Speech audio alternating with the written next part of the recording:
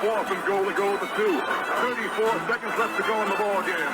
This is the play right now. Takes the snap. Targeted goes in. Targeted all alone. And the quarterback keeps. Wow, what a call. Nobody touched him.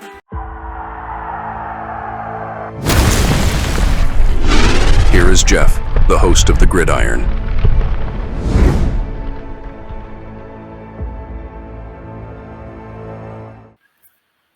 All right, guys. Well, here we go. Here we the night, the day, whatever before probably another disaster. What's it going to be? How the Giants going to this game up tomorrow night, huh? After the game's over with, man, wow. Yeah, but what's it going to be? Well, what blunders, mistakes, or whatever we're going to wind up making are just going to cause the Giants to go to 1-5? Well, tune in tomorrow night. I can hardly wait, right? But apparently, I got this new documentary coming out. Saquon says the Giants just straight up just spit right in his face. He's not holding back.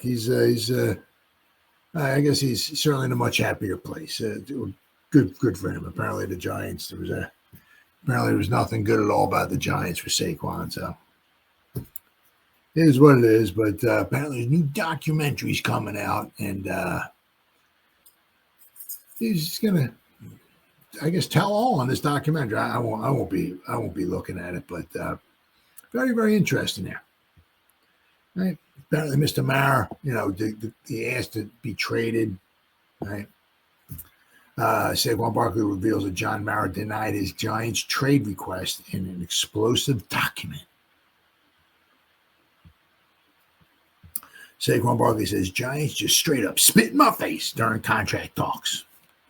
Barkley says he asked John Mara if he could see a trade. Mara, if he could seek a trade. Yeah, somebody's typing in this article. It's not very good. Hey, Valentine, you might want to check your spelling. But Mara refused. All right. Saquon Barkley's bitterness toward the New York Giants and the business of the NFL shows through loud and clear in the new Saquon documentary. Debuting Thursday morning on Amazon Prime.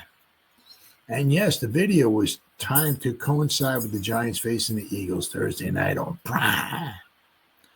Barkley's belief that the Giants were just trying to use him up before sending him on his way was crystal clear in a phone conversation he had after a 35-carry game against the Texans in 2022, when his contract had become front and center. He called the conversation he had with the Giants prior to that game a joke. Oh, all right. There you go. They're literally spit in my face, Barkley said, and then give me the ball 35 times. They really don't appreciate me. They're literally just trying to run me into the dirt, get what they can, and hopefully something bad happens so you can go somewhere else. Barkley did, of course, go somewhere else. Here's another line from Barkley that indicated his frustration with the Giants. They just make me want to do some SHI, you know what. That's not in my character. They keep telling me I'm the best running back in the NFL, so pay me like I'm the best running back in the NFL. The game pushes you to be someone you're not. They say don't take business personal, but it is personal. Everybody wants to be wanted, whether you're a 6-year-old kid or whether you're a 27-year-old NFL star. Here are some of the takeaways from the 90-minute documentary, which I was able to preview on Wednesday. This is from Ed Valentine. Mara trade makes no sense for us. At one point, just minutes before the negotiating window ended and Barkley would be forced to sign the franchise tag or sit out, he point blank asked owner John Mara if he would allow GM Joe Schoen to trade him. The answer was no. No, Saquon, I'm not going to do that, Mara said. That makes no sense for us. To be honest with you, it's not going to be in your long-term best interest to do that. There's no way that I would allow him to trade you at this point. No, I'm just being honest with you. You're too valuable to this franchise. Barkley's Barkley's closed eyes and body language on hearing that told you how he felt. Mara told Barkley, "We can agree to disagree on the numbers, but that we're going over and above." Barkley told his agent, Ed Berry, that I feel trapped. Are they trying to actually get this done? Throughout the 2 off seasons, the Giants and Barkley discussed a contract. It was clear that Barkley never really believed the Giants wanted to get a long-term deal done with him. Well, but you can, I don't know. It's, I can certainly understand his point of view. I can understand, right? The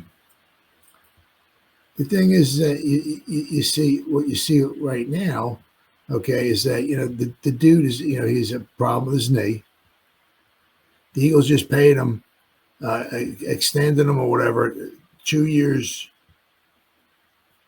$41 million. They guaranteed the guy $36 million. Okay. He's averaging 3.2 yards a carry. He has a sore knee. It's not going to get any better after tomorrow night. As of last week, he was averaging 3.1 yards a carry. And he only got the ball 6 times for 30 yards, I think it was. He had a 17-yard run. Other than that, he had 5 carries for 13 yards. So you can kind of also understand maybe where somebody's, it's not all, it's of course in the documentary makes the Giants look like just absolute total low-life losers. And of course, Saquon's the god, and the Eagles are the greatest organization ever existed and all that. But it's not always, it's not, what I'm saying? What the Giants also wanted to do, was, realize, he'd been around, 6-7 years already? The Giant, signed him to a franchise tag. He made, he's making over $10 million. I'm sure he wants to. Everybody wants to make more. The Giants paid him 12 or 13, and he wants to make 14 or 15. There's, I certainly understand where he's coming from, especially the running back, because you have a short shelf life for the most part. You want to get that one big contract in and everything. But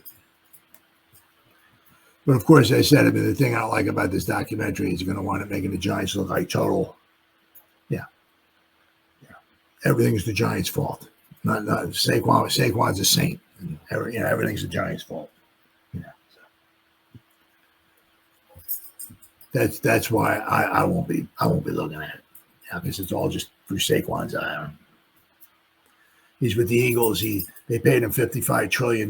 He won a Super Bowl. He's all that stuff and everything. So of course, so all the spotlight, everything's just on Saquon.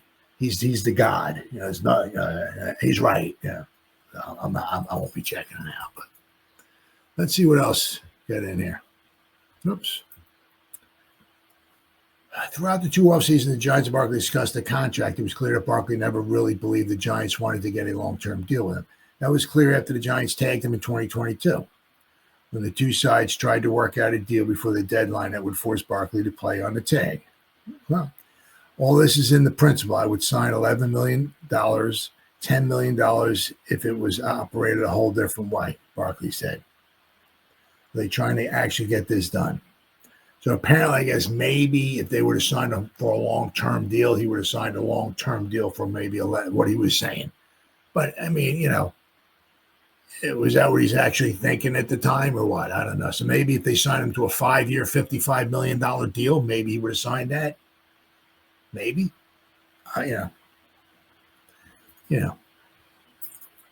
Running backs have the shortest lifespan, which is not false. It's just true.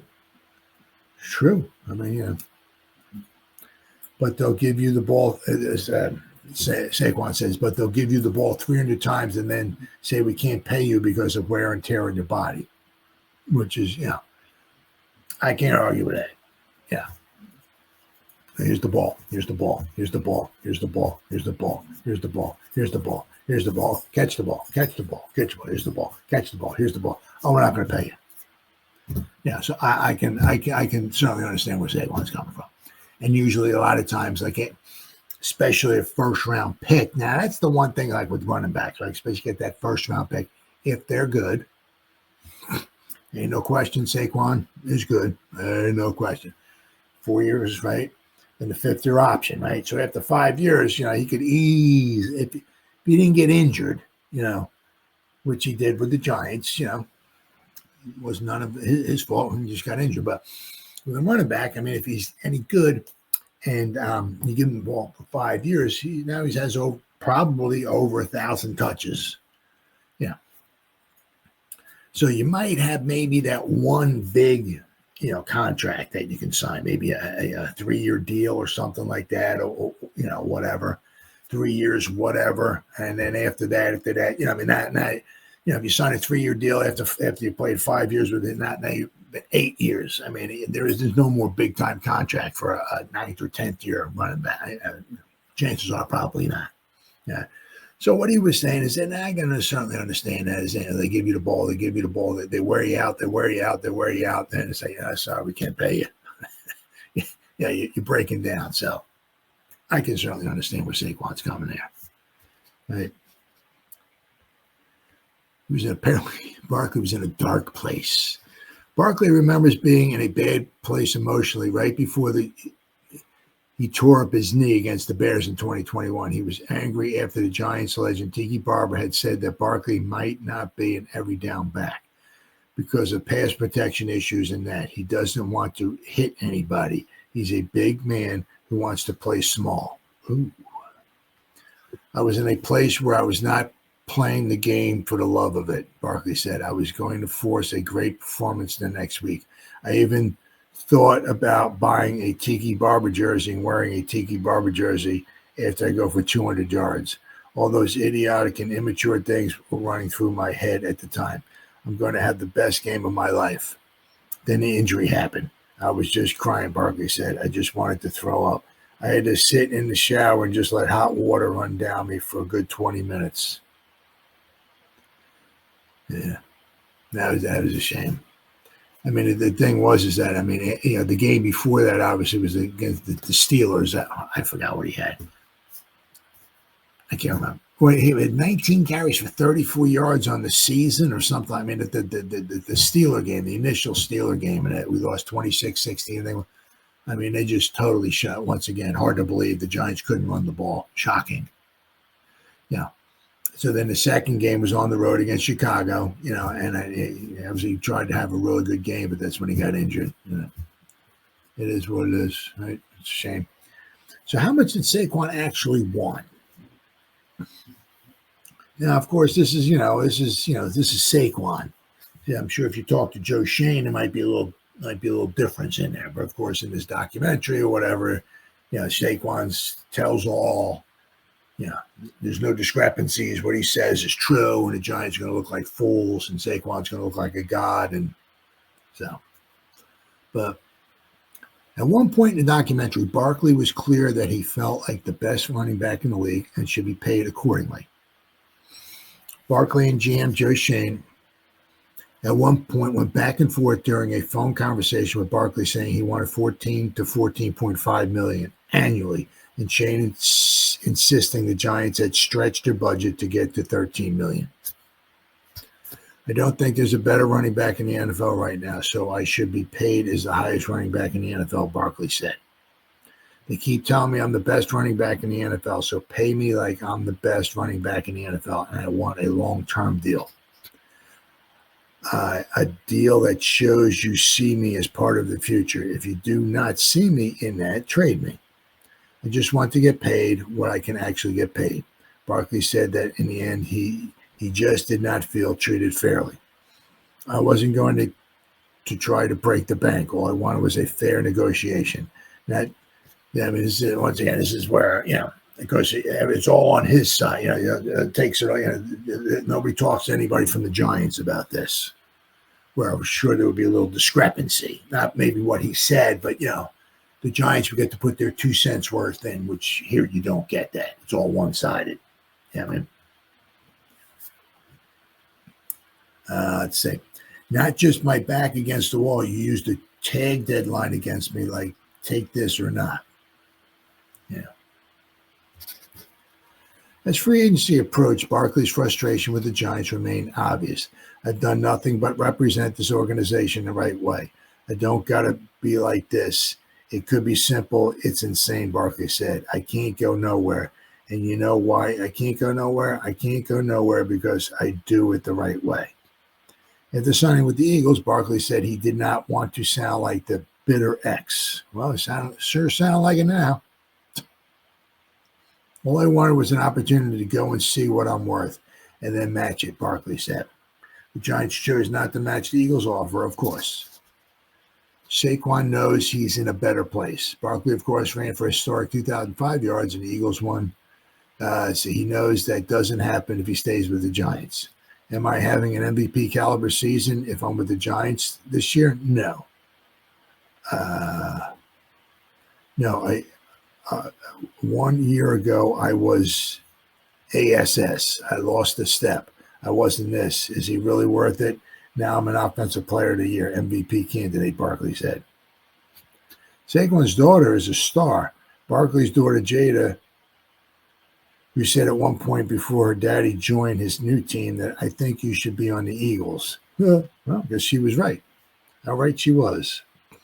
But very, very interesting. So, but as I said, it's, the thing I don't like about that is when you wind up hearing that it's all Saquon. You don't hear the Giants' point of view from it. It's all one-sided. So, it is what it is. I won't be watching it, but apparently Saquon was not very, very happy. But so that's it. So, but I mean, the Cincinnati Eagles are paying them, and looks like they're paying the price. So I mean, which once again is why the Giants, the Giants tried to pay him $13 million a year, so you got 14 or so from the Eagles. So apparently, an extra $1 million a year is, I guess, so the Giants. The $13 million a year from the Giants was just straight up AS, just A's, straight A's. Apparently, 13 that was nothing. That was just chump change.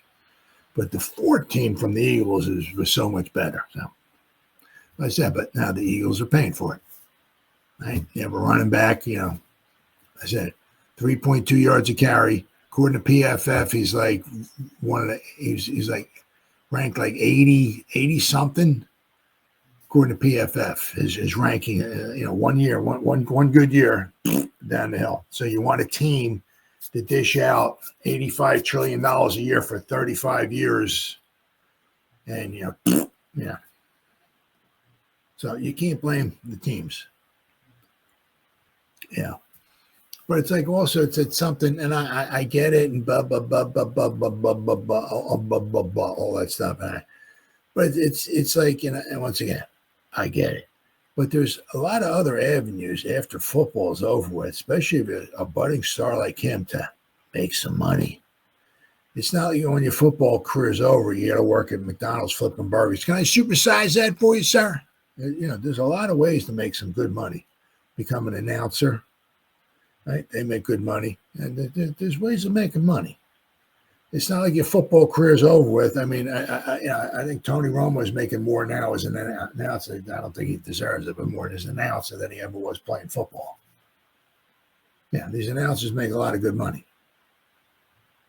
Yeah, so there are ways of making money out there after football. So it's not like once your career is over with, you can't make a dime. Yeah, so like I said, that's what I don't like about those documents. That all looks, once again, makes the Giants look bad, and it makes Saquon look like a saint. Like I said, but now the Eagles are paying for it, But is what it is.